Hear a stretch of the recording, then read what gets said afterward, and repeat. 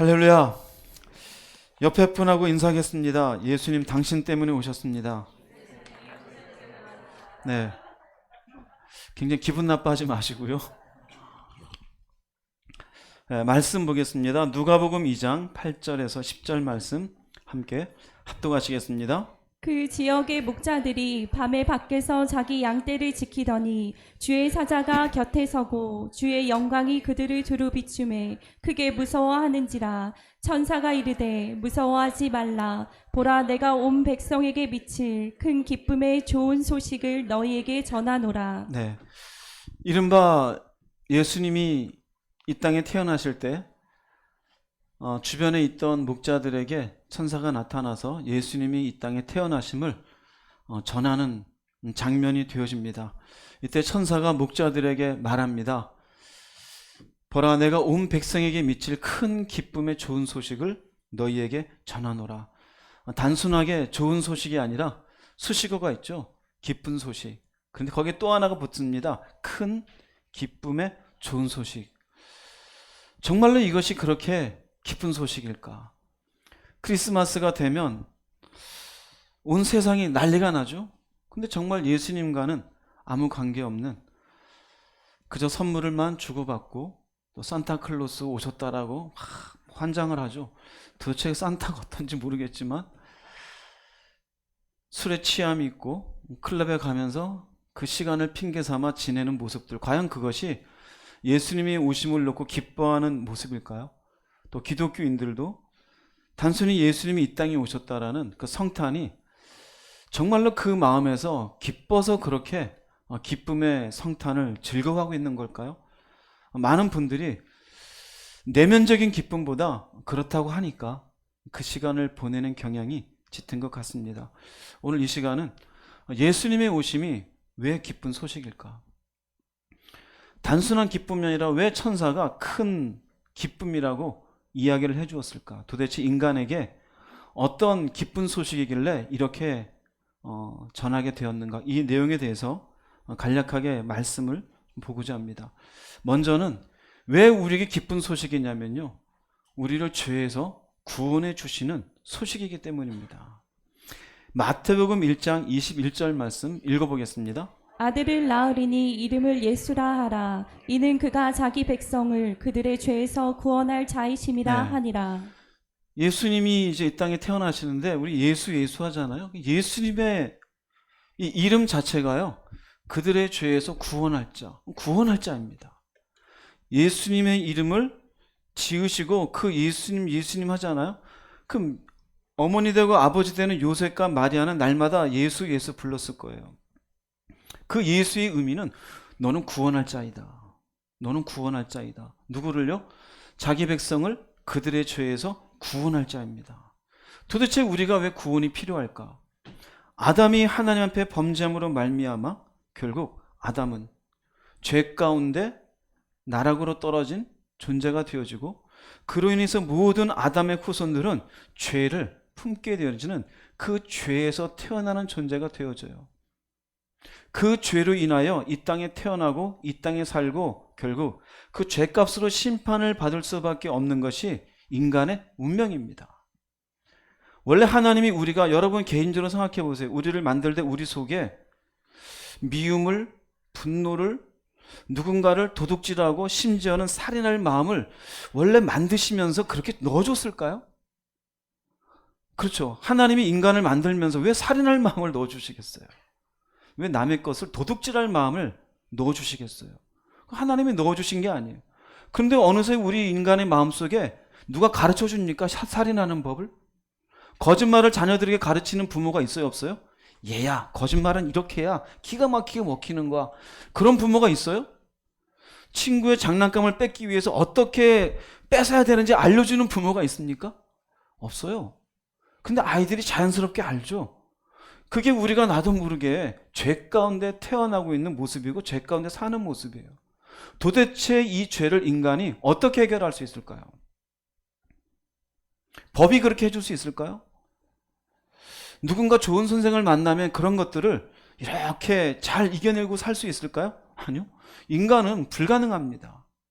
그러기에 하나님이 예수 그리스도를 이 땅에 보내시어서 그가 너희들을 구원할 자라고요. 그럼 도대체 구원의 방식이 뭔가? 누가복음 1장 68절 읽어보겠습니다. 찬송하리로다 주 이스라엘의 하나님이여 그 백성을 돌보사 속량하시며. 속량한다는 말이죠. 속량한다는 말. 루트로우라 그러는데요. 이 말은 몸값을 치르고 풀어주다예요. 지금 우리들에게는 이런 의미가 뭐 크게 뭐 이렇게 와닿진 않지만요. 당시에는 전부 집집마다 종이 있었어요. 그런 종들이 자기의 주인에게 누군가가 나를 풀어주려면 돈을 주고 루트로 얼마면 돼? 1,000,000원이면 돼? 2,000,000원이면 돼? A라는 종 내가 좀 쓸게. 그럼 1,000,000원 줘. 그게 루트로예요. 속량하다. 속량하다. 요새 이제 뭐 월드컵이 있었으니까 뭐 유명한 메시 같은 사람들, 뭐 손흥민 돈 어마어마하죠. 한 주에도 몇 억씩 받잖아요. 근데 그런 사람을 A팀에 있는데 B팀에서 내가 손흥민을 쓸게 그러면 뭘 줘야 돼요? 루트로를 줘야 돼요. 이게 속량하다요. 끄집어줘요. 이렇게 몸값이에요, 몸값. 우리의 죄에 대한 몸값을 누가 치르냐면요. 바로 예수께서 오셔서 치르시는 거예요. 이 방식은 아담이 처음 죄를 지었을 때 그 죄에 대해서 예수께서 짐승을 잡아 가죽옷을 입히며 그 피로 죄를 가린 것에서 시작해요. 그래서 이스라엘 백성들이 광야에 있을 때 제사법을 알려주어요. 그래서 우리가 제사법을 레위기에서 보면은 이런 죄는 이렇게 잡고 저런 죄는 저렇게 잡고 화죄니 번제니 얘기하죠. 죄의 값을 결국 피로 해결하는 방식을 이야기하고 있는 거예요. 그런데 인류의 모든 죄를 위해서는 얼마나 많은 양을 잡아야 될까요? 얼마나 많은 소를 잡아야 되고 또한 그것은 한계가 있잖아요. 그런데 예수께서 흠이 없으시고 흠이 없으시고 죄 없으신 그분께서 우리를 위해 피 흘리시기 위해 왜 왔냐면요. 몸값을 치르고 우리를 풀어주시기 위해서 그분이 우리를 속량하신 겁니다. 속량. 그분이 죽으시는 것으로 우리를 죄에서 풀어주시는 몸값을 치르신 거예요. 그래서 그분은 우리의 뭐가 되냐면요. 누가복음 2장 11절 말씀 읽어보겠습니다. 오늘 다윗의 동네에 너희를 위하여 구주가 나셨으니 곧 그리스도 주시니라. 주님이라 그러잖아. 왜 주님이냐면 그분이 우리의 구세주이시기 때문에. 구세주는 세이비어, 우리 구원자이셔요. 이게 전부 다 예수님이 이 땅에 태어나실 때 전부 천사를 통해서 하나님의 말씀하신 것들이에요. 그분은 너희들의 죄를 속량하기 위해 오셨다. 그분의 이름은 아예 구원자이신 예수이시고, 그리고 그분을 너희를 위한 구세주가, 너희들의 몸값을 도대체 누가 해결할 수 있겠느냐? 그 죄값은 오직 그분이 해결할 수 있으니 그분이 구주이시고, 그래서 우리가 그분을 향해서 주님이여 주님이여라고 얘기해요. 왜요? 우리의 무엇을 해결하셨어요? 죄의 문제를 해결하신 거예요. 이 죄의 문제를 해결하는 것으로 우리는 뭐라고 말하냐면, 아, 이제 구원받았다 그래요. 그럼 어디에서 구원받은 거예요? 죄에서 구원받은 거예요. 누가복음 1장 77절 79절 읽어보겠습니다. 주의 백성에게 그 죄 사함으로 말미암는 구원을 알게 하리니 이는 우리 하나님의 긍휼로 인함이라. 이로써 돋는 해가 위로부터 우리에게 임하여 어둠과 죽음의 그늘에 앉은 자에게 비치고 우리 발을 평강의 길로 인도하시리로다 하니라. 네, 죄 사함으로 말미암는 구원이잖아요. 이건 설명드렸죠. 우리의 죄의 사함을 그분의 피값으로 해결하시고 우리는 속량되어서 구원이라고 하는 이 내용을 천사들이 또 얘기해 준 거예요. 이 내용은요, 두 가지입니다. 예수께서 이 땅에 오시어서 구원을 베푸는데 하나는 돋는 해를 비치는 거예요. 하나는 또 하나는 인도하신 거예요. 주님이 오셔서 죽으시는 것으로 돋는 해가 비친 것은요, 원래 우리 인간이 어둠과 죽음의 그늘에 앉은 자였다라는 거예요. 우리 존재 자체가. 그 어둠은 컴컴하니 사물이 분별이 안 돼요. 무엇을 해야 될지, 무엇을 내가 잡아야 될지 보이지 않는 거예요. 이 어둠이란 의미는 우리가 살면서 무엇이 옳은지를 몰라요.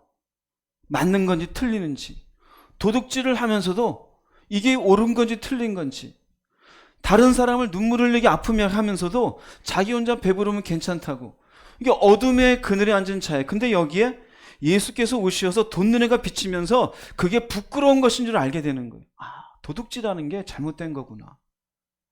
내가 이렇게 욕심을 부리며 남의 것을 뺏는다라는 게 이게 참 부끄러운 일이구나. 아, 내가 이렇게 함부로 언어를 폭력적으로 사용하는 것, 이것이 잘못된 것이구나. 그 뭡니까? 어둠 속에 있던 자신을 모르다가 해가 딱 비치는 거예요. 이러지 말아야지. 그 다음에 죽음의 그늘은요, 우리는 죄 가운데 잉태되었고 죄 가운데 살다가 결국 죄 가운데 심판받을 수밖에 없어요. 우리의 운명은 그냥 결국은 죽는 거예요. 그런데 여기에 돋는 해가 비친 것은 그 죽음의 그늘에서 생명이 비치는 거예요. 생명이. 사실 우리는 살아있는 게 생명인 줄 알아요. 그런데 예수께서 오심으로 우리가 예수님을 만나자마자 깨닫게 되는 건, 진짜 생명이 따로 있구나. 할렐루야? 진짜 생명이. 우린 그냥 여기 있으면 이게 사는 건 줄 알았는데 사실은 죽음의 그늘에 앉아있는 인생이었던 거예요. 돈을 가졌든 편안하게 살든. 그런데 돋는 해가 비치면서 여기에서 내가 새로운 생명을 얻게 돼요. 그것이 우리에게 비친 구원의 내용이에요. 또 하나는 우리를 인도해요. 우리 발을 어디로 인도해요? 평강의 길로 인도해요. 사실 이 우리의 발을 인도하는 건, 우리 발은 사실은 사망을 향해 가고 있었어요. 하나님의 진노를 향해 가고 있었어요. 그것을 여러분들이 느낄 수 있는 건, 연수가 차면 찰수록 60이 70이 지날수록 죽음이 불안해져요. 막상 죽을 때가 되어지면 죽음 뒤에 뭐가 있는 것 같은데 해결이 안 돼요. 왠지 알아요? 그건 평강의 길이 아니기 때문에 그래요. 그런데 예수 그리스도께서 우리를 인도하시는 걸음은요, 그런 진노와 심판의 길이 아니라 마침내 하나님께로 가는 구원의 길로 인도하시는 거예요. 그래서 바른 우리의 인도함을 받는 평강의 길로 인도함 받는 사람은요, 연수함을 점점 60이 지나고 70이 지나갈수록 죽음에 대한 뭐가 있을까요? 평안이 있어요. 할렐루야. 조용순 권사님, 두렵습니까? 평안합니까? 평안하죠. 권호환 권사님, 평안합니까? 두렵습니까? 억지로 얘기하는 거 아니죠? 억지로 얘기한 게 아니래요. 확인됐죠? 두 분 다 70이 넘으셨어요. 왜 그럴까요? 인도를 받았기 때문에 그래요. 이게 구원의 내용이에요. 무엇으로 시작되어져요? 죄 사함으로 말미암는 구원이에요. 예수께서 이 땅에 오시지 않았으면 우리는 이와 같은 비침을 받고 인도를 받는 것은 없어요. 그저 여전히 어둠과 죽음의 그늘에 앉아 있을 뿐이에요. 그리고 돈놀이나 하고 인생이나 즐기죠. 연수는 지나가서 80에 가까이 오는데 이제 죽을까 저제 죽을까가 아니라 죽으면 어떡하지? 불안해서 온갖 비타민과 영양제는 다 때려 먹는 거예요. 왜요? 불안하니까요. 그러나 예수가 오셔서 죄에서 구원한 것은 다르잖아요. 그래서 우리가 기뻐요. 이 내용을 예수님께서 딱 정리해 놓으신 곳이 있어요. 요한복음 5장 24절 말씀 읽어보겠습니다. 내가 진실로 진실로 너희에게 이르노니 내 말을 듣고 또 나 보내신 이를 믿는 자는 영생을 얻었고 심판에 이르지 아니하나니 사망에서 생명으로 옮겼느니라. 예수께서 이 땅에 오셔서, 예수는 구원자예요. 그냥. 그리고 우리 죄를 위해서 속량해 주었어요. 그분이 우리의 구세주예요. 내가 어둠 속에 있을 때, 내가 죽음의 그늘에 있을 때 비춰주었어요. 구원의 길로 점점점 인도되고 있어요. 그러니 결국 우리에게 분명한 건, 드디어 나는 심판에 이르지 아니하고 어디에 갈 수 있겠구나? 생명으로 갈 수 있겠구나. 예수님이 이 땅에 오지 않았으면 이 고백에 아멘이 나올까 안 나올까요? 아멘이 나올 수가 없어요. 아멘이 나올 수가 없어요. 그러나 전제는 뭡니까? 내 말을 듣고 나 보내신 이를 믿는 자는. 여러분에게 이 믿음이 있기를 바랍니다. 할렐루야. 그래서 우리가 예수님이 이 땅에 오신 것이, 천사가 얘기하기를 기쁜 소식이다고 얘기해 주는 건 너희들 스스로 얻을 수 있는 생명이 아니다. 해결할 수 있는 죄가 아니다. 바로 하나님이 피 없으신, 죄 없으신 예수를 이 땅에 보내시어 우리 위에 피 흘리시고 그 죄값을 치르시고 너희들에게 은혜의 빛을 비추고 생명의 길로 인도하게 되었으니 너희들에겐 어떤 소식이다? 큰 기쁨의 소식인 것이에요. 이 기쁜 소식을 가슴에 받은 분은 아멘 하시기 바랍니다. 이 사람은 복이 있는 사람이에요. 이 사람이 정말로 이 땅에 태어난 이유를 발견한 사람이에요. 이것이 첫 번째 이유예요. 예수님이 이 땅에 태어난 것이 왜 큰 기쁨의 좋은 소식인지. 두 번째는요, 우리가 사망에서 생명으로 옮겼잖아요. 그 생명으로 옮겼다는 자체가 단순하게 내가 여기서 깜빡 죽었다가 살아나는 거냐? 그런 건 아니에요.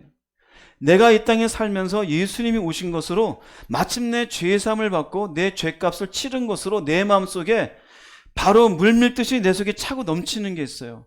바로 천국에 대한 소망입니다. 할렐루야. 하나님의 나라라는 의미예요. 예수님이 이 땅에 오지 않으셨으면 천국에 대한 소망을 가질 수 있을까요? 없어요. 여러분이 예수님을 알기 전에 하나님의 나라가 뭔 나라인지 알아요. 물론 바깥에서도 천국 얘기는 해요. 지옥 얘기도 하고. 그러나 너무나 개념적이고 이론적이잖아요. 철학적이고. 그게 어떻게 실제적으로 우리의 마음에 와닿습니까? 그런데 희한하죠? 예수를 믿게 되어지면 실제적인 소망이 생겨요. 할렐루야. 실제적인 소망이. 그래서 예수님께서는 이 땅에 오시면서 자신의 말씀을 선포하는 가운데 뭐라고 표현하냐면요. 누가복음 4장 43절 읽어보겠습니다. 예수께서 이르시되 내가 다른 동네들에서도 하나님의 나라 복음을 전하여야 하리니 나는 이 일을 위해 보내심을 받았노라. 나는 이 일을 위해 보내심을 받았노라. 나는 이 일을 위해서 이 땅에 어떻게 하셨다고? 태어나신 거예요. 무엇을 위해서요? 복음을 위해서요. 복음은 조금 전에 말씀드린 바로 속량하심. 우리의 죄를 위해서 돌아가시고 우리를 구원하시는 그 내용이 복음이에요. 그 내용인데 앞에 하나 수식어가 붙어요. 이 복음 앞에 하나님의 나라라는 수식어가 붙어요. 복음은 복음인데 이 복음은 무엇을 위한 복음인가? 하나님의 나라를 위한 복음이라는 거예요. 하나님의 나라. 우리가 간혹 가다가 연예인들 보면은 국민 가수, 아, 저 사람은 노래 참 잘하나 보다. 국민 여동생, 야, 꽤나 귀여운가 보다. 국민 오빠, 듬직한가 보지. 뭔가 수식어가 있죠? 웬만하면 국민이에요. 여기에 하나가 붙어 있어요. 복음 앞에. 하나님의 나라. 이 복음은 어디를 향해서 지금 가르쳐주고 있는 거예요? 천국이에요. 천국. 누가복음에서는 하나님의 나라라고 하는데요. 마태복음에서는 천국이라고 얘기해요. 간혹가다 두 가지를 헷갈리시는 분은 없겠죠? 네, 하나님의 나라가 천국이십니다.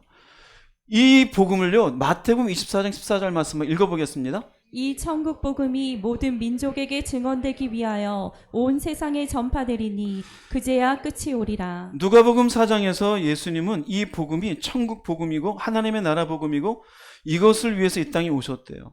마태복음에서는요, 마지막 세상 끝날 이 땅을 심판하는 그 순간까지 복음이 모든 사람에게 증거돼야 되는데 여기 딱 붙어요. 이건 천국 복음이다. 이게 뭘 의미할까요? 이 땅에 있는 모든 사람들이 가능한 어디 가기를 바라요? 천국 가기를 바라요. 왜일까요? 예수님이 이 땅에 오셔서 죽으심은 바로 모든 인류가 사망에 이르지 아니하고 생명에 이르는 자 되기를 바라시기 때문에. 그래서 모든 민족에게 이 말씀이 얼마나 당신들에게 귀한 말씀인지 깨닫게 하는 그날까지 이 복음은 증거될 거다 이거예요. 그렇기 때문에 예수를 만나고 하늘이 보이는 사람은 그 하늘을 보고서 하나님의 나라에 대한 소망으로 인해서 모르는 사람에게 얘기하는 거예요. 논리적으로 얘기하긴 뭐하지만 그냥 얘기하는, 너도 예수 믿고 천국 가야지. 자녀들에게 얘기해요. 너 머리 컸다가 까불지 말고 예수 믿고 천국 가야지. 당신도 예수 믿고 천국 가면 좋겠어. 그런데 그 말을 알아들어요? 못 알아들어요? 못 알아들어요. 못 알아들어요. 왜일까요? 그분이 내 죄를 위해서 죽었는지를 받아들이기 힘든 거예요. 왜 예수가 2000년 전에 내 죄 때문에 죽었는지 이해하기가 힘든 거예요. 그런데 어느 순간 찌리리릭 하고 올 겁니다. 할렐루야. 그날까지 여러분들 좀 참아볼 수 있기를 바랍니다. 그 순간 우리에게 소망이 생기게 되어져요. 이전에 없던 소망. 이게 얼마나 우리에게 기쁜 소망이겠습니까? 그래서 예수님은 말씀을 전하는데 그 말씀 전하는 순간순간마다 뭐라고 말씀하시냐면 천국에 대한 말씀이라고 이야기를 해줘요. 대표적인 것을 볼게요. 마태복음 13장 44절 읽어보겠습니다. 천국은 마치 밭에 감추인 보화와 같으니 사람이 이를 발견한 후 숨겨두고 기뻐하며 돌아가서 자기의 소유를 다 팔아 그 밭을 사느니라. 천국은 이와 같대. 주님이 마태, 마가, 누가, 요한, 복음 그 여러분 많이 나올 거예요. 천국은 이와 같아. 이 외에도 천국은 마치 혼인잔치를 베푼 임금과 같다. 천국은 마치 겨자씨 하늘과 같다. 천국은 마치 좋은 밭에 심은 씨와 같다. 천국은 마치 천국은 마치 신랑을 기다리는 열처녀와 같다. 굉장히 많죠? 전부 뭘까요? 어디를 얘기하고 있어요? 천국을 얘기해요. 그래서 복음을 천국 복음이라 그래요. 예수님은 이 땅에 오셔서 이를 위해서 내가 보냄을 받았느니라. 너희들이 나를 믿고 어디에 가기를? 천국 가기를. 그러면 당연히 우리 마음속에 땅에 대한 소망이 클까요? 하늘에 대한 소망이 커야 될까요?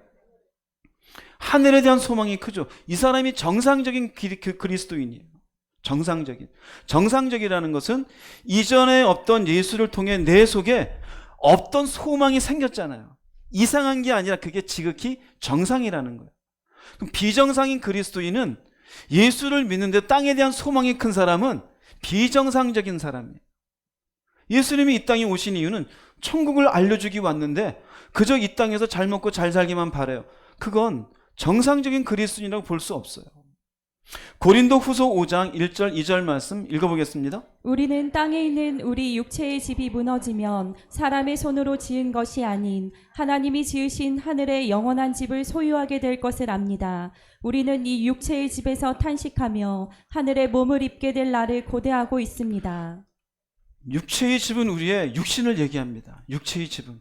우리의 육신은 늘상 30도로 있으면 좋죠. 안 그렇잖아요. 어느새 우리의 주름살도 생기고 기능도 떨어지고 점점점 허리도 휘고 육체의 집이 어느 순간에는 무너지게 되어져 있어요. 그런데 뭐라 그래요? 하나님이 지으신 하늘의 영원한 집, 하나님의 나라예요. 이것에서 뭐를 가지고 있습니까? 소망을 가지고 있잖아요. 우리는 이 소망을 가지고 있어요. 우리는 이 육체의 집에서 탄식해요. 왜 탄식하냐면요, 수고와 슬픔의 시간을 보내고 있는 거예요. 사람 때문에 갈등하고 돈 문제로 힘들게 되고 육신의 질병으로 신음하고 뭔가 경쟁에서 뒤처진 것에 의해서 울기도 하고 탄식해요. 그러나 이 고린도서 5장에 의하면은 탄식은 하지만 여기를 보고 있습니까? 아니죠. 하늘의 몸을 입게 될 날을 뭐하고 있습니다? 고대하고 있습니다. 이게 정상적인 그리스도인이에요. 이게 어떻게 가능했을까요?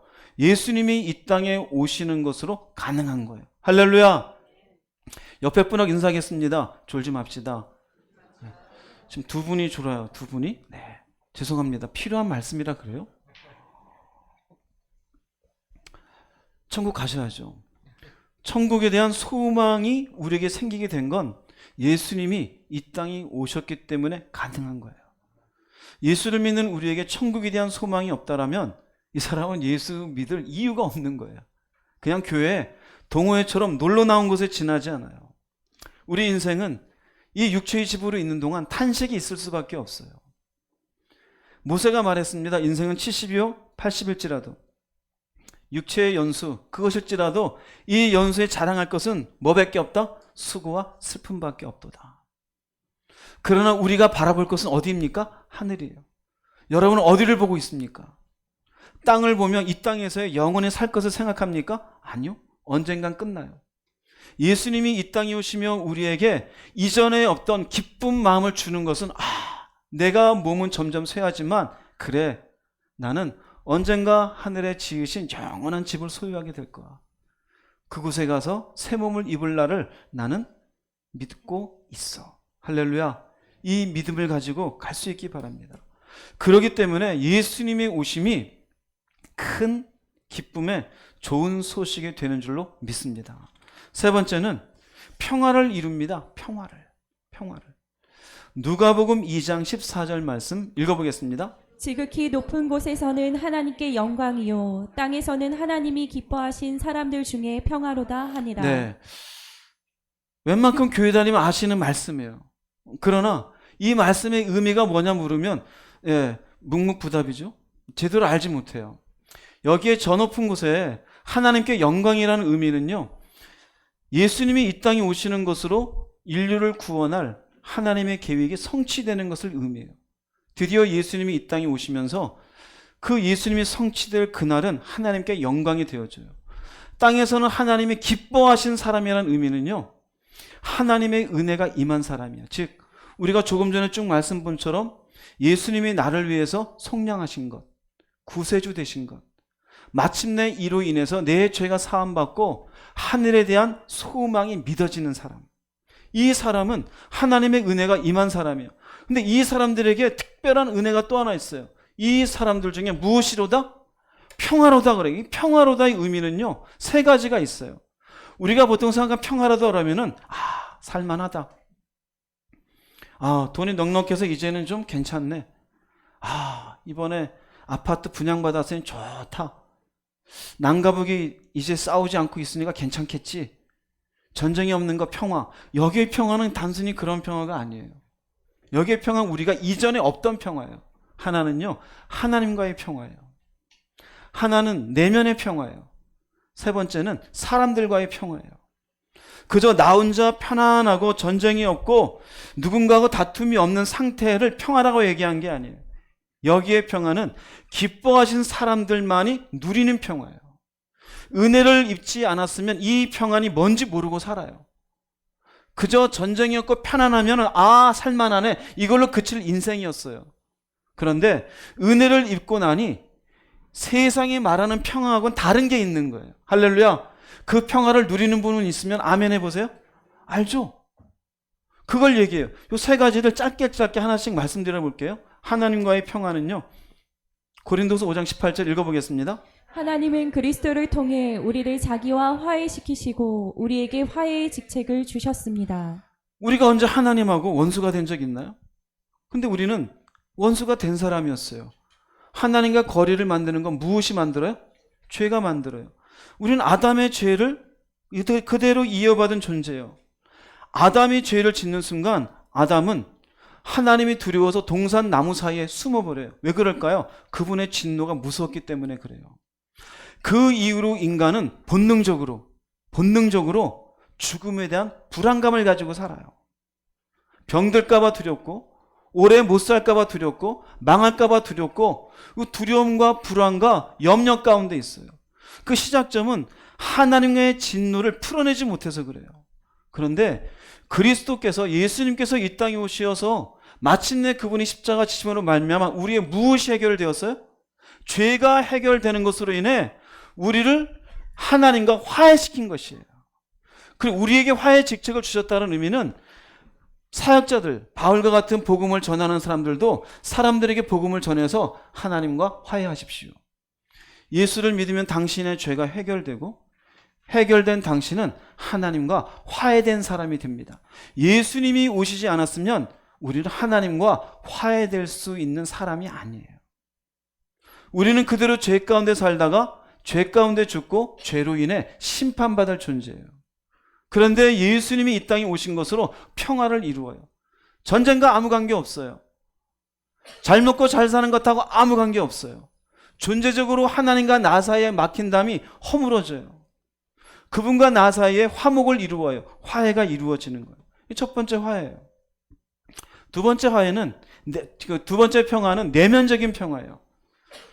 요한복음 14장 27절 말씀 읽어보겠습니다. 평안을 너희에게 끼치노니 곧 나의 평안을 너희에게 주노라. 내가 너희에게 주는 것은 세상이 주는 것과 같지 아니하니라. 너희는 마음에 근심하지도 말고 두려워하지도 말라.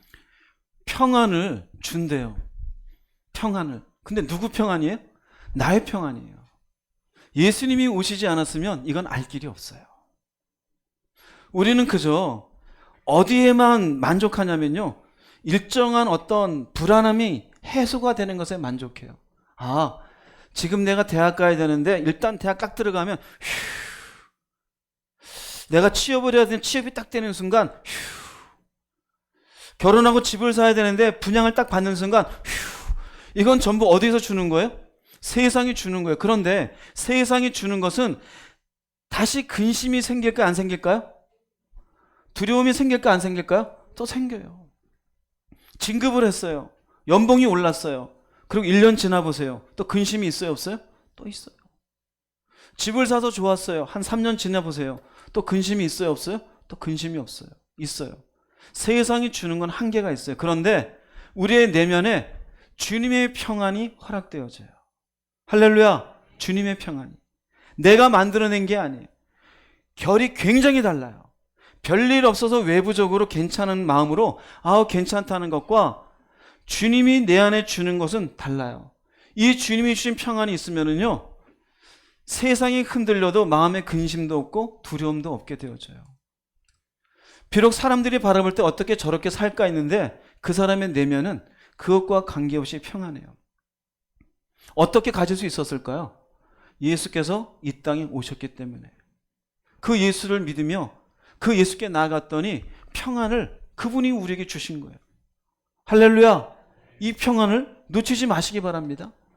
그래서 예수를 믿게 되면은 천사가 얘기했잖아요. 하나님이 기뻐하신 사람들 중에 평화로다. 그래서 진정한 그리스도인은요, 그 속에 평안이 있어요. 그런데 예수를 믿는다고 하면서 평안이 없고 불안과 염려와 근심에 휩싸여 있는 사람은 진정한 그리스도인이라고 볼 수가 없어요. 여러분이 평안을 누리시기 바랍니다. 하나님과의 화해되어진 평화도 중요하고 내 속에 예수께서 주시는 평화도 중요해요. 세 번째로 평화로다는 세 번째는요, 이제는 사람과의 사이에서요.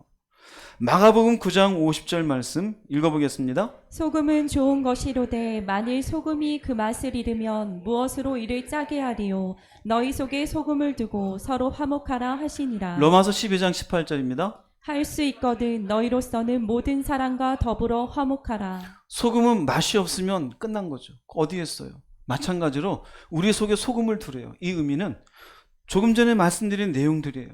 예수 그리스도께서 우리 위에 피 흘리시고 내가 그로 인해서 속량이 되어지고 이제는 하늘나라를 바라보는 그 은혜의 사람의 마음을 가지고 누구를 보는 거예요? 사람을 봐야 되는 거예요.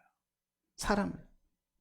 그 소금을 두고 서로 화목하는 의미는 내 맛을 옆 사람들에게 전달시키는 거예요. 나는 당신과 다른 내면을 가지고 있습니다. 나는 당신과 다른 소망을 가지고 있습니다. 그것을 가지고 사람들에게 가능한 어떻게 해요? 화목하라는 거예요. 그래서 로마서의 말씀에 할 수 있거든 너희로서는, 할 수 있거든 너희로서는 모든 사람과요. 누가요? 가슴에 소금을 두고 있는 사람. 우리는 원래 이렇게 살 수 있는 사람일까요? 없어요. 원래 우리 속엔 소금이 없어요. 은혜가 없어요.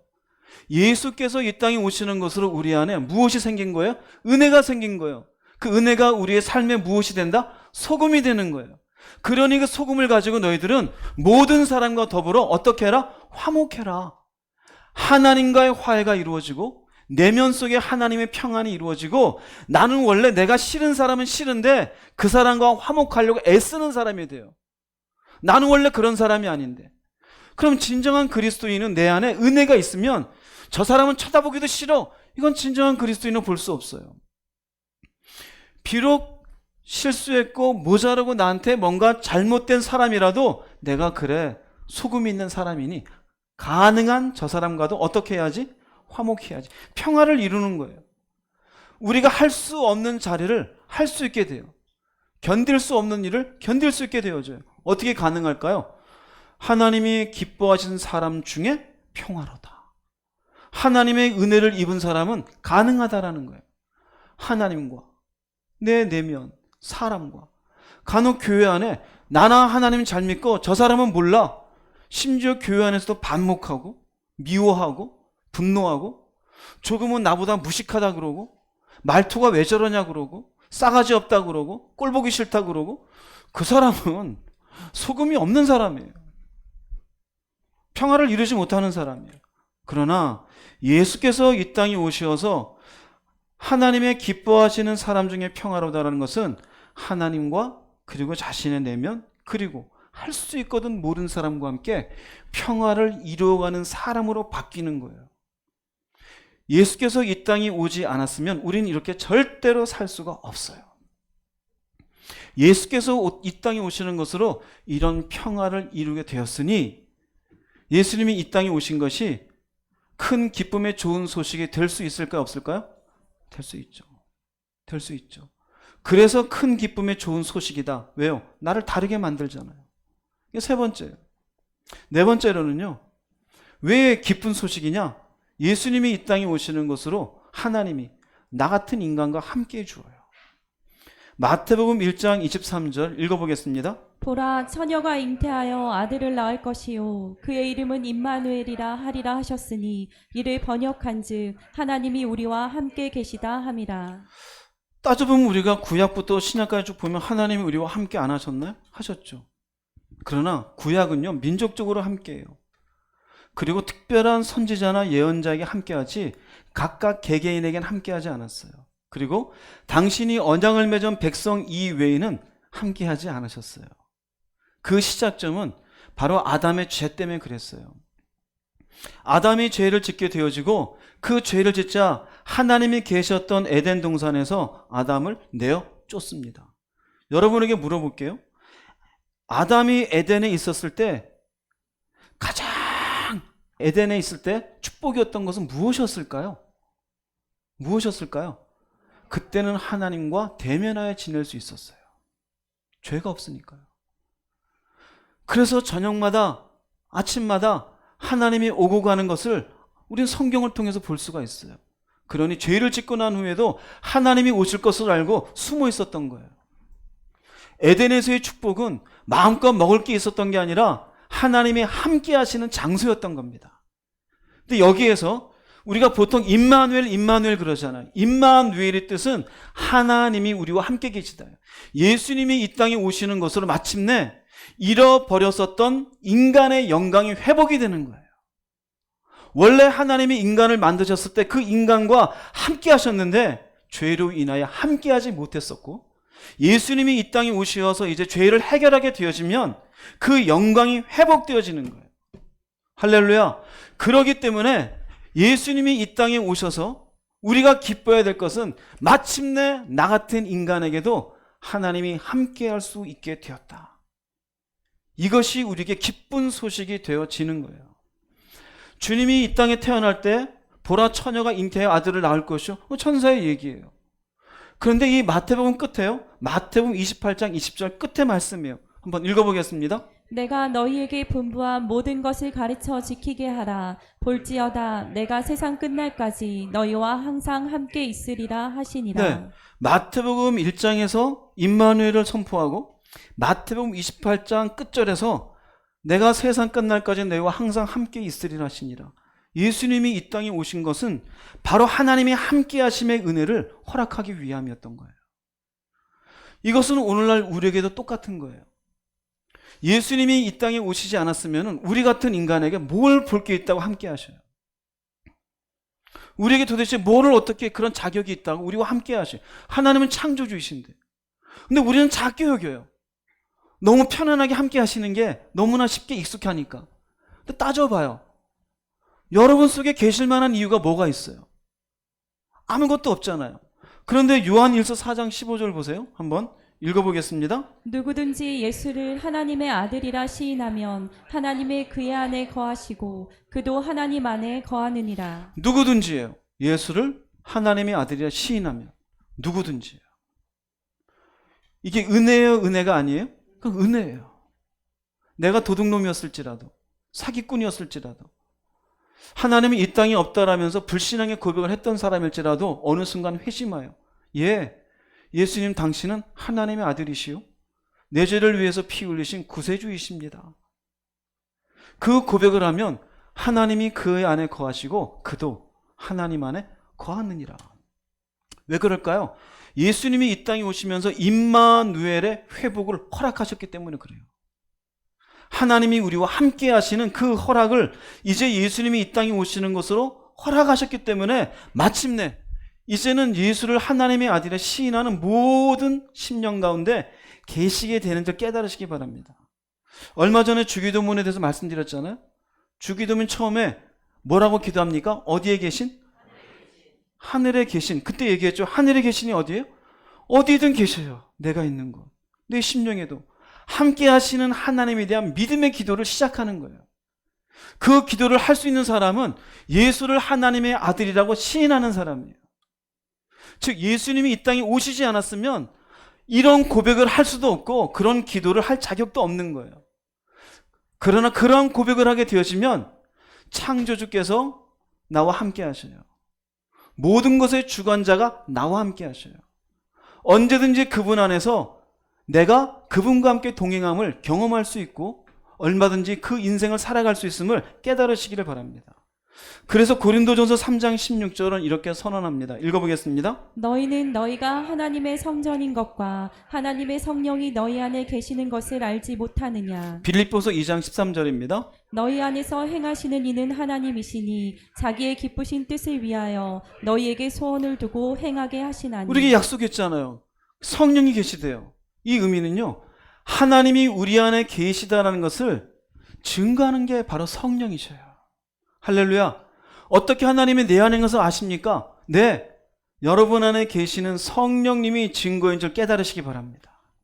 그래서 어느 순간 내면 가운데 말씀이 들려요. 때로는 응답이 있어요.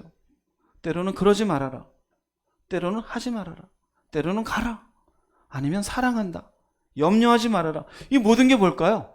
내가 하나님의 성전이고 하나님의 성령이 내 안에 함께 하시는 거예요. 즉, 그 성령으로 인하여 주님이 내 안에 계시며 하나님이 내 안에 계신 것을 확인할 수 있는 거예요. 심지어 빌립보서에는요, 하나님이 우리 안에서 행하신다는 거예요. 같이 우리의 인생 걸음을 동반해 주시는 것을 의미해요. 우리 인생 가운데 동반할 때 우리 가운데 소원을 두고 행한대요. 그분의 기쁘신 뜻을 위해서. 이걸 어떻게 할 수 있을까요? 바로 성령 안에서 가능한 거예요. 성령께서 우리 안에 계시는 것으로 마침내 그분이 무슨 뜻을 가지고 있는지 깨닫게 돼요. 이 의미는 이렇게 우리 안에 함께 계시는 하나님으로 인하여 성령과 교제하는 자가 된 거예요. 교제하는 것으로 인하여 하나님의 뜻을 깨닫는 자가 되어지고 이것을 통해서 하나님의 뜻을 이루어드리는 영광스러운 인생이 될 수 있는 거예요. 예수께서 이 땅에 오시지 않았으면 이 일은 이루어질 수가 없어요. 예수께서 이 땅에 오시는 것으로 마침내 임마누엘의 하나님이 먼 데 계신 하나님이 아니라 내 안에 계신 하나님으로, 내 인생에 함께 하신 하나님으로 경험되어짐을 믿으시기 바랍니다. 이런 하나님을 경험하고 계신 분 아멘 하시기 바랍니다. 할렐루야. 좀 옆에 분 좀 깨워주시죠. 두 분. 이걸 끕시다. 예. 뒤에, 네. 이게 지금 너무 따뜻하니까, 네. 두꺼운 옷도 입고 계시니까 굉장히, 잘 주무시는 것 같아요. 아기 잘도 잔다. 예, 잘 좀. 하나님의 함께 하심의 축복이죠. 예수께서 오지 않았으면 우리는 교제하지도 못해요. 자, 그럼 여기서 참 예수 안에서 참 그리스도인 된 사람은요, 이걸 누리는 사람이에요. 할렐루야. 그런데요, 올바른 그리스도인이 되지 못하면은요, 성령이 내 안에 계신 건 몰라요. 그분의 뜻에 대한 관심도 없어요. 결국 자기가 하고 싶은 대로 가요. 하늘에 계신 우리 아버지가 그래도 도대체 저기 안드로메다에 있는지 달날에 있는지를 몰라요. 그러나 따져보세요. 약속했잖아요. 하나님이 우리와 함께 계시는 임마누엘이라 하라. 내가 세상 끝날까지 너희와 함께 해주겠다. 너희가 하나님의 성전인 것을 알지 못하냐? 그 안에 계시잖아. 하나님이 너희 안에서 소원을 두고 하지 않냐? 잘 귀를 기울여봐. 나는 너를 떠난 적이 없고 너를 버린 적이 없다. 이것을 누리십시오. 이것만 여러분 안에 잘 캐치하시면은요, 세상이 두렵지가 않아요. 하나님이 함께 하심으로 단단한 마음을 가질 수가 있어요. 인생의 어떤 위기 속에서도 함께 하시지요. 내 안에 교제하신 성령으로 인하여 내 마음에 이상한 세상이 주지 않는 힘이 생기게 되어져요. 이 은혜를 누리십시오. 이 은혜를 놓치지 마십시오. 왜요? 이 기쁜 소식을 우리에게 예수와 함께 허락하셨기 때문에 당연히 누리는 것이 그리스도인의 특권인 것이요, 당연히 그렇게 살 수 있도록 하나님이 허락하셨음을 깨달으시기 바랍니다. 네 번째요, 예수님이 오신 것이 우리에게 큰 기쁨의 좋은 소식인 이유입니다. 다섯 번째입니다. 다섯 번째는 이 모든 것은 결국 사랑입니다. 사랑이에요. 나 같은 인간이 뭔데요? 여러분이 뭔데요? 지금 22년 12월 25일만 해도 이 지구상에 70억 가까운 인구가 있잖아요. 이 70억 분의 1이 되는 나는 뭔데요 도대체? 근데 이건 25년이고 10년 전, 100년 전, 1000년 전, 앞으로 다가올 시대까지 따지면 얼마나 많은 사람이에요. 근데 그 인류들을 향해서 예수가 이 땅에 오셔서 속죄, 속량의 제물이 되어주시고 오늘 말씀드린 것처럼 평화를 이루고 함께 해주시고 하나님의 나라에 대한 소망을 막 넣어주신 이유는 바로 사랑입니다. 할렐루야, 사랑이에요. 도대체 왜 그럴까? 2000년 전에 나를 위해서 왜 죽었을까? 설명할 수 있는 것은 하나밖에 없어요. 너를 뭐하기 때문에? 사랑하기 때문에. 예수님 오실 때의 말씀을 볼게요. 누가복음 1장 77, 78절 읽어보겠습니다. 주의 백성에게 구제 사함으로 말미암는 구원을 알게 하리니 이는 우리 하나님의 긍휼로 인함이라. 왜 이런 죄사함으로 말미암는 구원을 알게 하고 싶을까? 하나님이 불쌍히 여겼다라는 거예요. 불쌍히 여기는 건 사랑의 마음에서 발현되어지는 거예요. 누군가를 향해서 자비의 마음이 생기고 불쌍의 마음이 생기는 건 그 사람에 대한 사랑의 연민이 있기 때문인 거예요. 하나님이 이 땅의 백성들에게 긍휼한 마음을 가지셨어요. 사랑이에요. 그래서 이대로 죄 가운데 죽을 인간들을 내버려 둘 수 없겠다. 죄사함으로 말미암는 구원을 알게 하여 하겠다. 예수께서 이 땅에 오신 것은 그래서 그분의 사랑을 증명하는 거예요. 그래서 우리가 잘 아는 요한복음 3장 16절은 이렇게 선언합니다. 읽어보겠습니다. 하나님이 세상을 이처럼 사랑하사 독생자를 주셨으니 이는 그를 믿는 자마다 멸망하지 않고 영생을 얻게 하려 하심이라. 요한일서 4장 10절입니다. 사랑은 여기 있으니 우리가 하나님을 사랑한 것이 아니요 하나님이 우리를 사랑하사 우리 죄를 속하기 위하여 화목제물로 그 아들을 보내셨음이라. 하나님이 세상을 이처럼 사랑한 겁니다. 그래서 예수를 이 땅에 보내주신 것이에요. 왜요? 멸망하지 않고 영생 얻게 하기 위해서요. 요한일서에서는 아예 선언합니다. 사랑은 여기 있다. 왜 이렇게 얘기할까요? 인간끼리 에로스적인 사랑을 하면서 이게 사랑이라 그래요? 형제들끼리 사랑이라 그래요? 아니면 친구들끼리 사랑이라 그래요? 그게 진짜 사랑이 아니라는 거예요. 사랑은 여기 있는데 하나님이 우리를 사랑해서 우리의 화목제물로 그 예수 그리스도를 보내신 게 사랑이라는 거예요. 안 보내셔도 돼요. 그럼 따져보세요. 그분을 보내실 때 보냄받는 예수님은 창조주에서 죄 많은 인간의 모습으로 오는 거예요. 그게 가능합니까? 죽음이 없고 시간과 공간에 제약받지 않는 분이 죽음이 있고 시간과 공간에 제약받는 인간의 모습으로 오시는 겁니다.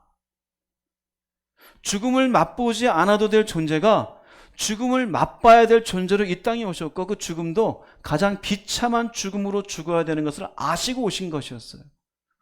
그런 것들을 능히 아시면서도 이 땅에 오실 수 있었던 이유는 무엇이었을까요? 사랑이에요. 그래서 우리가 사랑은 희생이라는 거예요. 희생이 없는 데는 사랑이 아니에요. 간혹가다 기사에 그런 기사가 있잖아요. 어릴 때 아이를 버려두고 떠나갔다가 한 40년, 50년 지난 뒤에 그 아이가 커서 어떻게 사고 났더니 보험금 타먹으러 엄마가 왔더라. 그런 얘기 있죠, 그죠? 그분은 그 자녀를 사랑했습니까? 안 했습니까? 사랑한 게 없어요. 왜요? 희생이 없잖아요. 희생이 없는 부모가 어디 있을까요? 우리가 나이가 들면서 나이대에 많은 그 부모의 희생을 깨닫게 되어져요. 10대, 20대는 잘 몰라요.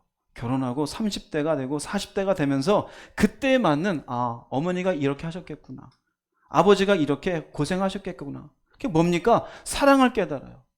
우리가 그렇습니다. 처음 예수를 믿고 그냥 이렇게 있는데요. 어느 순간 가면은요. 이 사랑이 얼마나 깊은지, 얼마나 측량할 수 없는 사랑인지, 얼마나 넓은지 깨닫게 되어져요. 이 사랑을 예수께서 오시지 않았으면 우리가 알았을까요? 몰라요. 우리도 예수를 처음 믿고 사랑을 입으로 사랑 그러다가 가벼운 사랑에서 넘어지게다가 시간 지나다 보면은요 어느 순간 하나님의 사랑은 너무너무 깊으십니다. 이 사랑이 나를 여기까지 견디게 하셨네요. 깨닫게 되어져요. 그래서 그 사랑을 깨닫게 되어지면은요 이 사랑이 삶으로 나타날까요? 안 나타날까요? 나타나요. 왜요? 그분이 날 사랑하셨으니까. 마치 우리가 부모의 사랑을 깨닫게 되어지면 어떻게 됐든 그분께 뭐라도 해드리게 돼 있잖아요. 틀린 말이라도 그 앞에 가서 예 그냥 어떻게라도 좀 들어드리는 모습이라도 있잖아요. 왜 그래요? 뭔가 그분의 사랑을 깊이를 깨닫게 되어져 가요. 우리도 그래요. 사랑 가운데 우리가 깨닫지 못하다가 그 사랑을 우리가 알게 되어지면 그 사랑의 힘으로 살아가게 되어져요. 고린도후서 5장 14절 15절 말씀. 요한일서 먼저 볼게요. 한번 읽어보겠습니다. 하나님이 우리를 사랑하시는 사랑을 우리가 알고 믿었노니 하나님은 사랑이시니라. 네, 우리가 그 사랑을 믿었다는 의미는 사랑을 알고 믿어요. 이런 사랑이시구나. 그리고 그 사랑이 점점점 익어가요. 넓어져요. 깊어져요. 그리고 그 사랑이 점점 나로 하여금 살아가게 해줘요. 고린도후서 5장 14절 15절 읽어보겠습니다. 그리스도의 사랑이 우리를 강권하시는도다. 우리가 생각하건대 한 사람이 모든 사람을 대신하여 죽었은즉 모든 사람이 죽은 것이라. 그가 모든 사람을 대신하여 죽으심은 살아있는 자들로 하여금 다시는 그들 자신을 위하여 살지 않고 오직 그들을 대신하여 죽었다가 다시 살아나신 이를 위하여 살게 하려 함이라. 사랑이 우리를 강권한다는 말은요, 제가 여러 번 말씀드렸었는데 억지로 끌어가다입니다. 억지로. 왜 억지일까요? 우리는 원래 그렇게 못 살아요. 이해해주고 용서해주고 참아주고 견뎌주고 밥해주고 청소해주고 열받는데 입을 닫고, 원래 우리 이렇게 살아요? 우리 못 살아요 그렇게. 그런데 하나님의 사랑을 알고 믿었다 그러잖아요. 그 사랑의 깊이를 알아가는데 알아보니까 싫은 자리를 강권하시는 거예요. 저 사람, 나는 원래 독립적이라 저런 사람과 말을 안 붙이고 싶어요. 그런데 강권하시니까 가서 말 붙여요. 원래 나한테 이렇게 대한 사람은 나도 10배로 갚아주는 사람인데 그것을 견뎌요. 남자들 같으면 원래 설거지니 청소니 빨래니 관계도 없는데 사랑이 나로 하여금, 그래 아내가 고생하니까 빨래하자, 청소해주자. 아마 50대 이후 분들은 그렇게 쉬운 분들 별로 없을 거예요. 그런데 사랑이 강권해요. 보세요. 어떻게 강권합니까? 다시는 그들 자신을 위하여 살지 않고 오직 그들을 대신해 죽었다가 다시 살아나신 이를 위해. 왜 그럴까요? 사랑을 알기 때문에 그래요. 사랑을 알기 때문에. 그래서 그 사랑에 의해서 원래 죄 가운데 만들어져 있는 못되고 이기적이고 교만한 나를 위해서 살지 않고 그분의 사랑의 힘으로 강권하여 그분을 위해서 살아가는 자가 되어져요. 우리가 원래 이렇게 살 수 있는 존재예요? 아니에요. 우리는 원래 안 건드리면 좋은 사람이에요. 나 혼자 잘 먹고 잘 살면 되는 사람이에요. 누가 넘어지든 쓰러지든 내가 편한 게 좋은 사람이에요. 말 함부로 뱉어놓고 저 사람이 상처받든 말든 속 시원하다는 게 우리 인간이에요. 그런데요, 사랑이 우리를 강권해요. 그렇게 되면 안 되지. 왜요? 그 사랑을 알고 믿었기 때문에. 하나님이 세상을 이처럼 사랑하사 나를 위해서 예수를 보낸 게 무엇인지 알기 때문에. 예수님이 이 땅에 오지 않았으면 우리는 이런 사랑은 알지도 못해요. 세상의 사랑은 죽고 못 살다가도 칼을 들이미는 사랑이잖아요. 친구 간에도 우리는 영원히 변치 말자 뒤통수 치는 게 친구 사랑이잖아요. 여러분에게 물어볼게요. 하나님이 여러분의 뒤통수를 친 적 있습니까? 근데 여러분은 뒤통수 치죠? 왠지 알아요? 사랑의 깊이가 얕아서 그래요. 성숙해지시기 바랍니다. 깊어지기 바랍니다. 그분의 일방적인 사랑만 받고 자신은 사랑으로 살아갈 삶을 살지는 않아요. 얕아서 그래요. 그런데 그분의 사랑을 절만 알면은 나는 원래 안 그런데 가게 돼요. 나는 원래 내 속에 일정한 돈을 가지고 있어야 되는데 쓰게 돼요. 형제는 양말 사세요. 형제는 이 옷 사세요. 아유, 살기 힘드시네요. 이 10만 원 별거 아니지만 받으세요. 어제도 우리 선물 나누기 하는데 어느 성도님이 너무나 이 크리스마스가 기쁘고 우리 성도님들을 뭐라도 해줄까 싶어서 전체적으로 머그컵을 만들었어요. 원래 그럴 수 있는 인간일까요, 아닐까요? 남이 했으니까 별로 원래 그럴 수 있는 인간이 아니에요? 아니에요. 원래 착해서 그래요? 아니에요. 저는 누군지 알아요. 원래 그런 인간이 아니에요.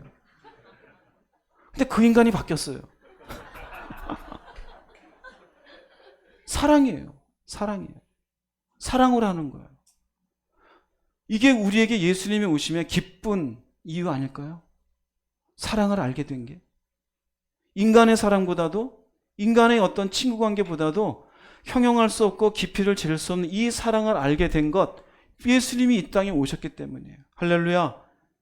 그러므로 우리는 주님의 이 땅에 오심을 기뻐해야 되는 거예요. 그리고 천사를 통해 큰 기쁨의 좋은 소식을 너희에게 전한다라는 거예요. 그러면 진정한 그리스도인은요, 여기까지 가야 돼요. 사랑이 나를 강권하는 사람이 돼야 돼요. 간혹가다 그래요. 난 원래 이런 사람이야. 예, 그냥 웃음이 나와요. 아니요, 우린 다 원래 그런 사람 맞아요. 당신이 그런 사람인 거 얘기 안 해도 알아요.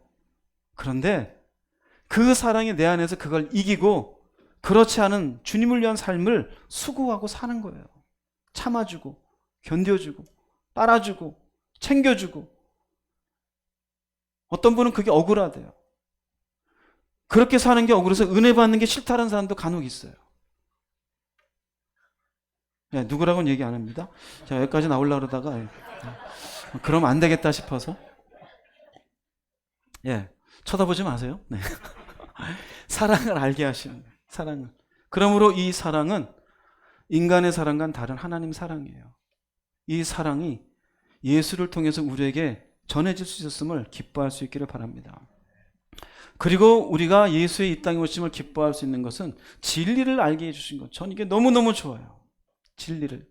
요한복음 18장 37절 말씀 읽어보겠습니다. 내가 이를 위하여 태어났으며 이를 위하여 세상에 왔나니 곧 진리에 대하여 증언하려 함이로다. 예수님이 태어나신 이유, 이 세상에 온 이유, 진리에 대하여 증언하려 함이라. 예수님 십자가 지시기 전 빌라도 앞에서 한 얘기예요.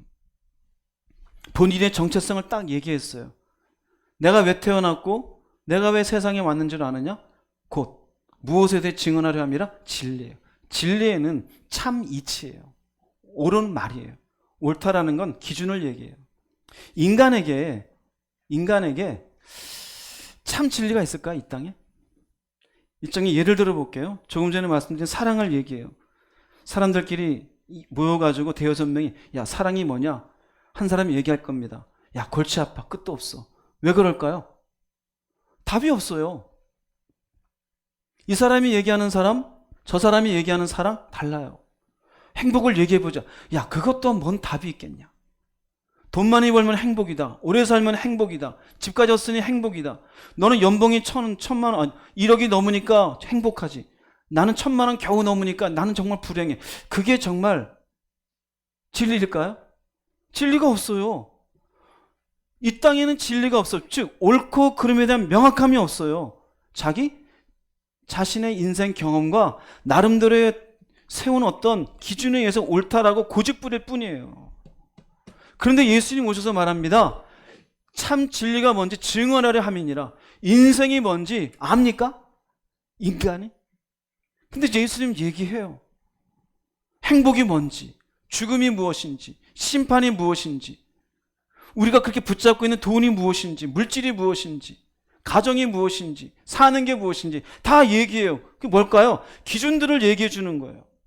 요한복음 1장 17절 말씀 읽어보겠습니다. 율법은 모세로 말미암아 주어진 것이요 은혜와 진리는 예수 그리스도로 말미암아 온 것이다. 진리는 예수 그리스도로 말미암아 와요. 왜일까요?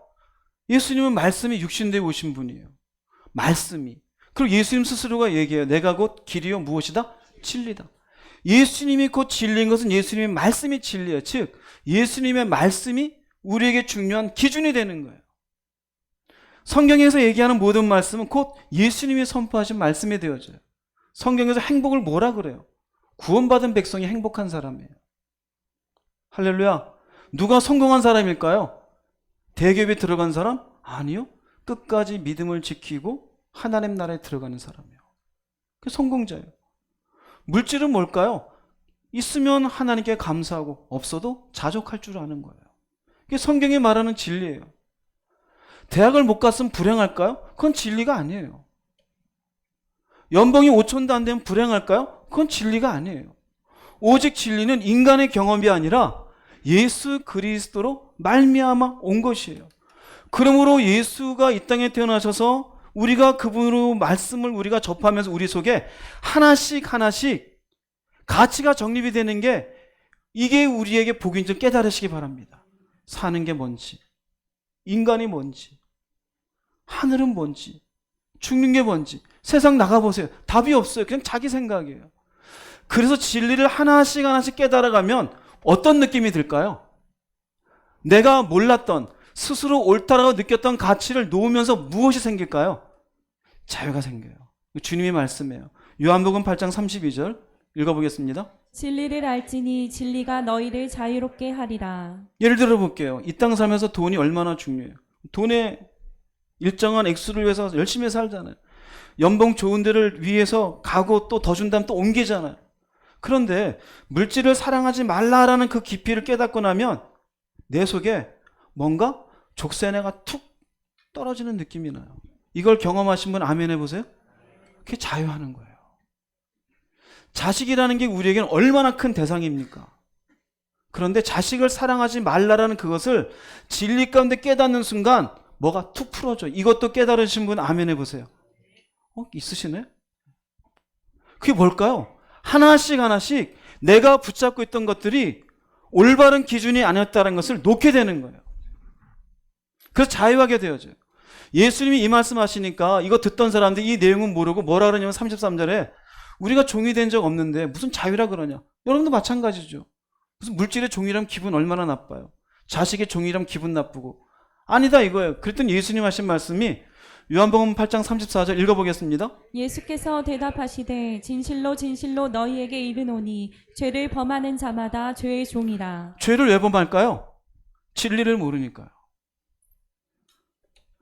물질이 무엇인지를 모르니 진리가 얘기하는 기준을 모르니 돈만을 위해서 살아가요. 그러게 죄의 종이다 이거예요. 자식이 누구인지를 모르니 자식을 위해서 인생을 던져요. 그게 죄다 이거예요. 그 죄의 종이에요. 자신의 이기적인 것을 채우기 위해서 살아가니 그건 네가 진리를 모르기 때문에 그런 거예요.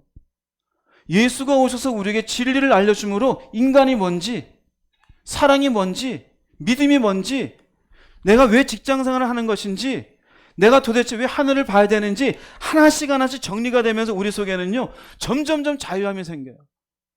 할렐루야. 나중엔 저한테 이런 말도 하시는 분이 있어요. 아무 생각할 게 없어요. 괜찮은 건가요? 묶인 게 없잖아요. 그게 자유하는 거예요. 자유하지 못한 사람은 늘 묶여 있어요. 자다가도 묶인 거에 떠올라요. 예수님이 명확하게 얘기해요. 진리를 모르면 자유가 없이 종살이 하게 되어져 있어요. 예수님이 이 땅에 오신 우리에게 정말 기쁜 건 얼마나 많은 고민이 있어요. 애들이 어떻게 되는 건지, 나는 어떤 인간인지, 죽는 게 뭔지, 돈은 뭔지, 인간관계는 뭔지, 사업이 뭔지 얼마나 많아요. 그런데 그런 것들에 진리를 알게 되고 기준을 세워나가면 자유함이 생기는 게 얼마나 기쁩니까? 마침내 진리에서 점점 가치가 하나씩 정리가 되어지고 기준이 세워지게 되어지는 걸 이걸 또 다른 용어로 뭐라 그러는지 아세요? 이게 거룩이에요. 거룩과 거룩하지 못한 건요 결국 진리를 얼마만큼 내 안에 세우고 있느냐 세우지 못하느냐에 달려있어요.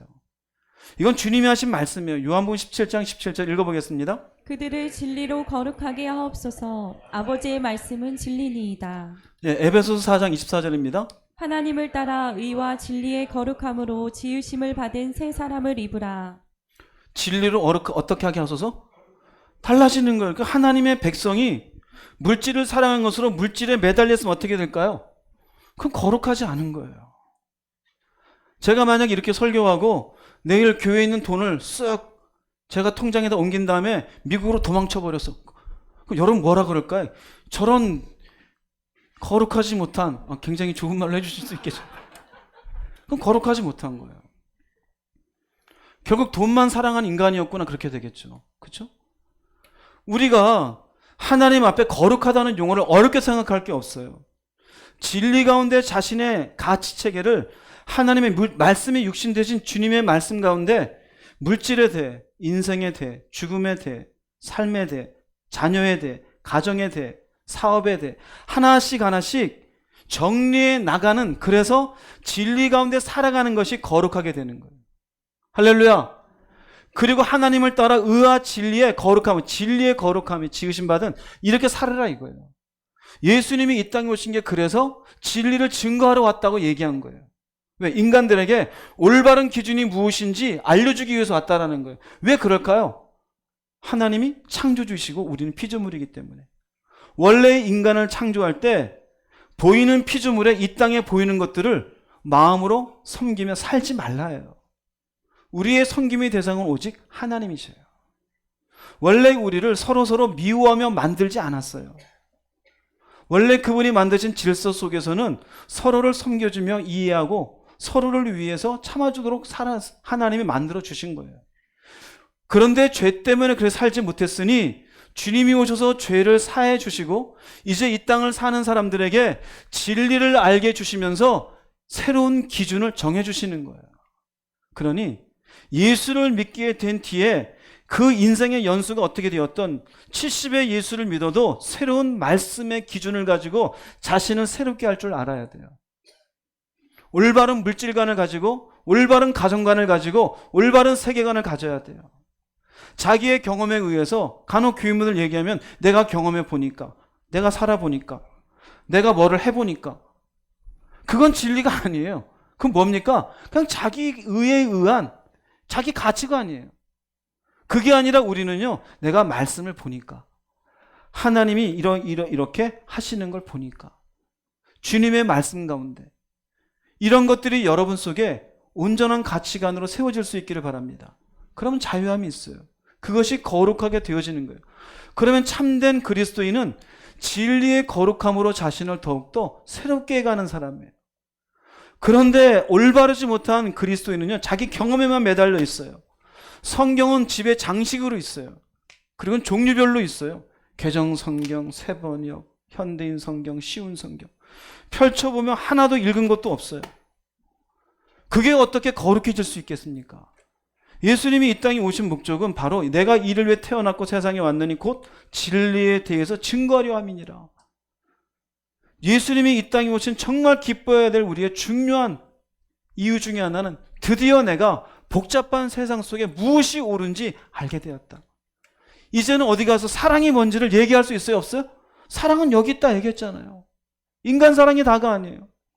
물질이 뭔지를 얘기하잖아요. 가정이 뭔지를 얘기하고, 자식이 뭔지, 자존심이 뭡니까 도대체? 여러분 속에 진리의 거룩함으로 지으심 받은 새 사람으로 만들어져 갈 수 있기를 바랍니다. 이 사람이 예수께서 이 땅에 오신 것이 기쁩니다라고 고백할 수 있는 사람이 되어져요. 할렐루야. 예수님의 고백이에요. 이와 같은 이유로 인하여 예수님의 이 땅에 오신 이유는 우리에게 너무나도 큰 기쁨의 좋은 소식이 되는 줄로 믿습니다. 결론을 내리겠습니다. 누가복음 2장 10절 말씀 읽어보겠습니다. 천사가 이르되 무서워하지 말라. 보라, 내가 온 백성에게 미칠 큰 기쁨의 좋은 소식을 너희에게 전하노라. 이제 이해가 되시겠죠? 첫 번째는 우리를 죄에서 구원하시기 위해 온 속량하신 구세주이셔요. 그로 인해서 천국에 대한 소망이 생겨요. 하나님과 평화를 이루고 내면에 주임 주시는 평화를 간직하고 사람 사이에서도 그 은혜를 바탕으로 어떻게 하든지 살아가려고, 평화롭게 살아가려고 애를 써요. 그리고 네 번째로 도대체 나 같은 인간에게 하나님이 함께 해주셔요. 그거 귀찮습니까? 귀찮아하지 마세요. 그분과의 교제를 귀하게 여기시기 바랍니다. 다섯 번째로 우리에게 사랑을 알게 해주었어요. 그 사랑은 세상의 사랑과는 다른 사랑이에요. 여섯 번째로는 우리들에게 올바른 삶의 기준이 무엇인지를 깨닫게 해주었어요. 그 기준들로 인해서 자유하는 사람이 되었어요. 묶이는 인생이 아니고. 그러니 얘기하는 겁니다. 온 백성에게 미칠 큰 기쁨의 좋은 소식을 너희에게 전하노라. 25일 날 이 아침 이 말씀을 여러분 속에 잘 심으시기 바랍니다. 그래서 주님의 오심을 마음속으로 기뻐하고 여러분들이 지금 예수를 단순하게 믿었다 끝이 아니라 이로 인해서 내가 지금 누리는 것들을 헤아려 보시고 여기에 합당한 믿음의 사람으로 살아가기를 주의 이름으로 축복합니다. 기도하시겠습니다.